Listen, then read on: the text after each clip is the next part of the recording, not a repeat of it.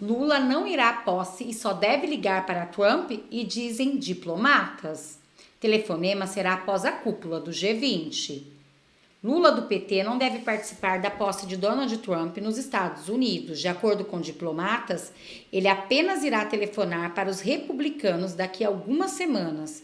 A conversa entre os dois só deve ocorrer após a cúpula dos países G20, marcada para o Rio de Janeiro entre os dias 18 e 20 deste mês. Mas, segundo informações de bastidores, a verdade disso tudo é essa: é porque opositores de Luiz Inácio Lula da Silva do PT mostraram para a equipe de Donald Trump o momento que Lula detonava com Trump e apoiava Kamala Harris. E segundo informações, Lula não vai por causa disso. Mas ainda tem muita coisa por trás disso que vocês vão saber agora com jornalistas da Oeste, que foram verdadeiros em dizer.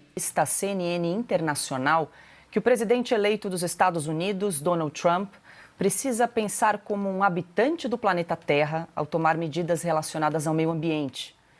O petista deu a declaração depois de ser questionado se achava que Trump tiraria os Estados Unidos do Acordo de Paris. Apesar de ter parabenizado Donald Trump após a vitória na disputa eleitoral, há uma semana, na reta final da campanha, Lula declarou apoio à candidata democrata Kamala Harris. Na ocasião, o presidente brasileiro sugeriu que o retorno de Donald Trump à Casa Branca seria o fascismo e o nazismo voltando a funcionar com outra cara. Essa fala do petista chegou ao conhecimento dos assessores de Donald Trump.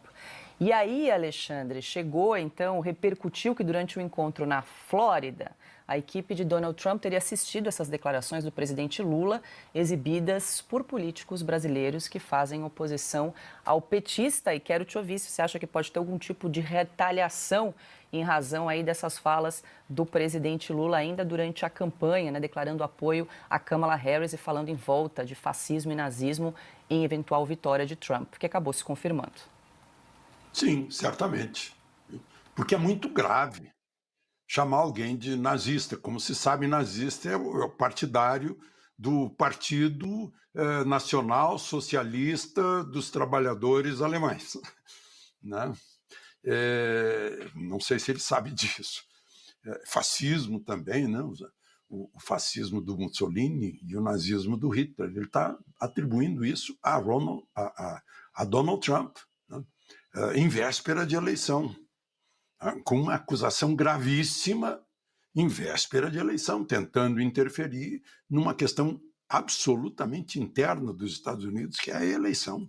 Talvez a questão mais importante que os americanos, entre eles, resolvem, né? Aqui no Brasil está cheio de gente que não aceita a decisão da maioria dos americanos.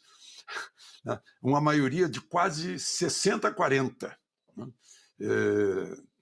Com 312 sobre 538 delegados, e mais aquele tsunami da cor republicana que a gente vê, não há dúvida da decisão do povo dos Estados Unidos. E aqui no Brasil tem gente que não concorda com a decisão do povo americano e se diz democrata. Não, é mentira, você não é democrata. Agora, muito grave que o chefe de Estado no Brasil, né, atribua a um candidato à presidência dos Estados Unidos, foi eleito 47º presidente, nazismo e fascismo. Vai ter consequências, né? Vai ter consequências. Ele fica muito animado, falou demais, né? Só para lembrar de novo da Wiles, né?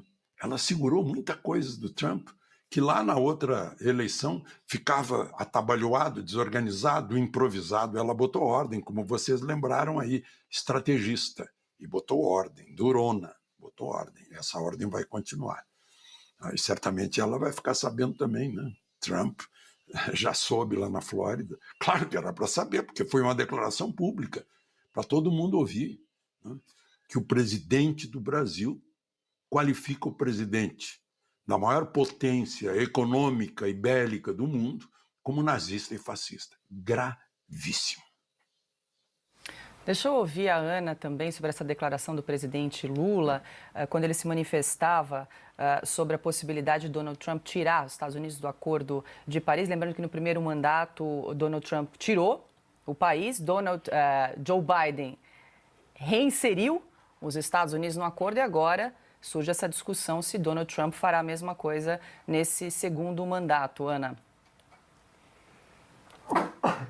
Então, Paula, é muito bom a gente falar desse nome, né, da Suzy Wiles, porque ela é, como vocês estão falando, uma estrategista de primeira linha. E é aquela coisa, ela é uma mulher que chegou neste posto de chefe do gabinete geral da Casa Branca, da presidência, não por ser mulher. Essa é a grande diferença, mas pela competência e pelo que muitos falam, ela é aquela mulher que consegue colocar 1 milhão de informações na cabeça ao mesmo tempo, tem uma memória absurda e claro que o assunto Brasil vai chegar nela, já chegou, né? Todos eles já sabem, Donald Trump tem um relacionamento próximo com o presidente Bolsonaro. O Eduardo Bolsonaro estava lá durante a apuração da eleição, na noite de terça-feira. E tem também, Paula, aquilo que nós temos falado aqui já há muito tempo. As relações nada republicanas, nada saudáveis e nada democráticas do Brasil de Lula, porque não é o Brasil dos brasileiros, do Brasil de Lula com hoje, o maior inimigo hoje dos Estados Unidos da América, que é o Irã, o maior financiador do terrorismo no mundo hoje. É claro que eles sabem disso, Paula. A própria relação do Lula com a Venezuela, com o ditador da Nicarágua, com ditadores africanos, com Cuba, é claro. Aqueles navios iranianos, eu repito, que ficaram atracados no porto do Rio de Janeiro em fevereiro do ano passado, aquela história ainda está atravessada no gabinete de muitos senadores, inclusive do primeiro senador que puxou essa história, que foi o senador pelo Texas, Ted Cruz, ele agora foi reeleito. Ele foi reeleito e ele vai dar sequência a essa história. Então, o problema do Lula dar uma declaração dessa, Paula, seguindo, fazendo aí, pagando um pedágio ideológico para os bobocas aqui da extrema esquerda americana, é que ele cai exatamente nessa ladainha que daqui a pouco vai prejudicar o Brasil, porque os próprios democratas abandonaram essa ladainha. O que é uma coisa muito engraçada. Falaram durante a campanha toda que Trump era nazista, que era fascista. Numa entrevista à CNN com o apresentador Anderson Cooper, ele perguntou categoricamente: a senhora acha que Donald Trump é fascista? Com todas as letras, ela disse: sim, acho que é um fascista.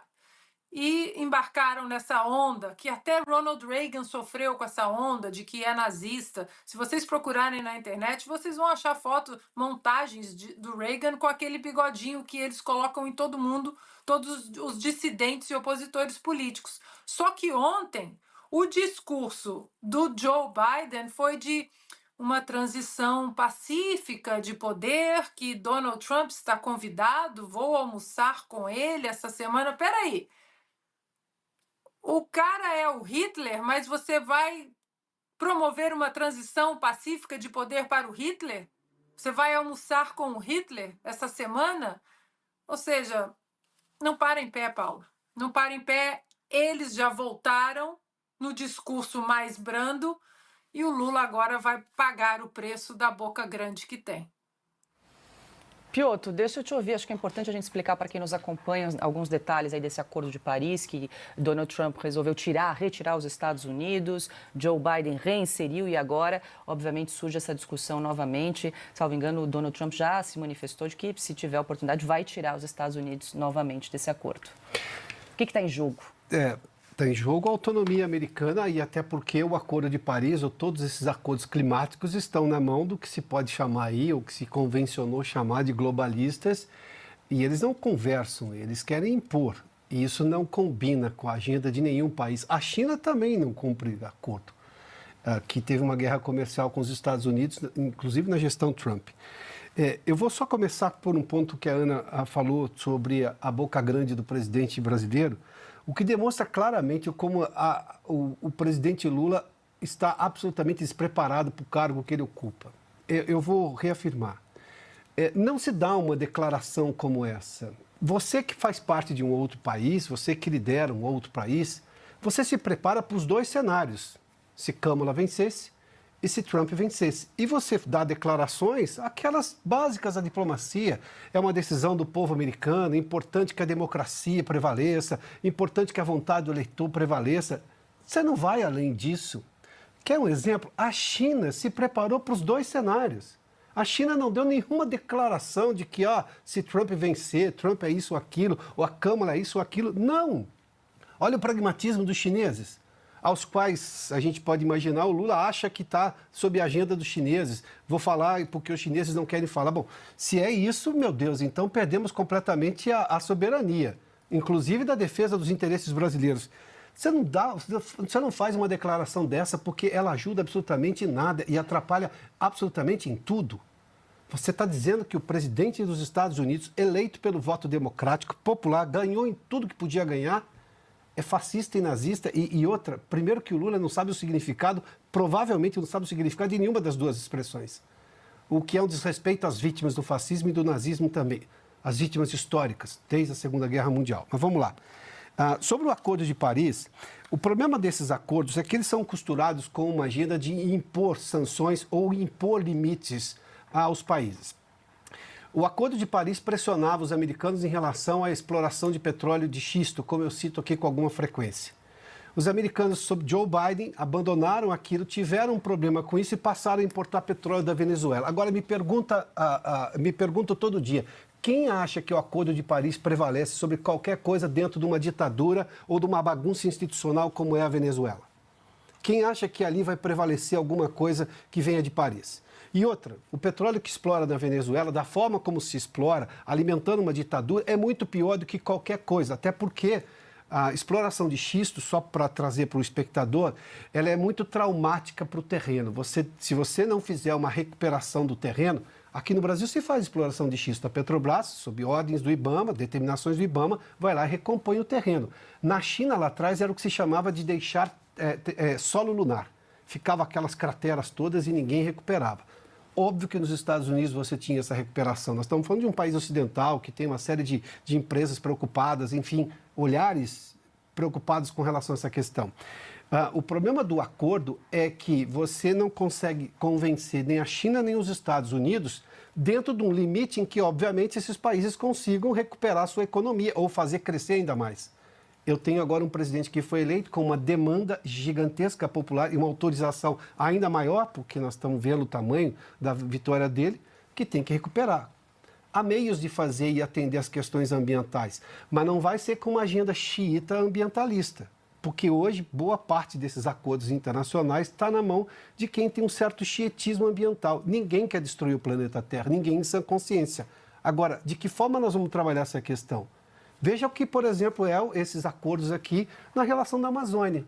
A Amazônia tem que ser do mundo, das ONGs que determinam. E, enquanto isso, os brasileiros lá, os ribeirinhos, que são brasileiros como nós, morrem de fome, porque não tem nenhuma ONG preocupada com ribeirinho. E aí eu estou preocupado com o que o mundo pensa e deixa o meu cidadão morrer de fome dentro. E é ele que faz a Amazônia ser brasileira, a presença de um brasileiro lá. 18.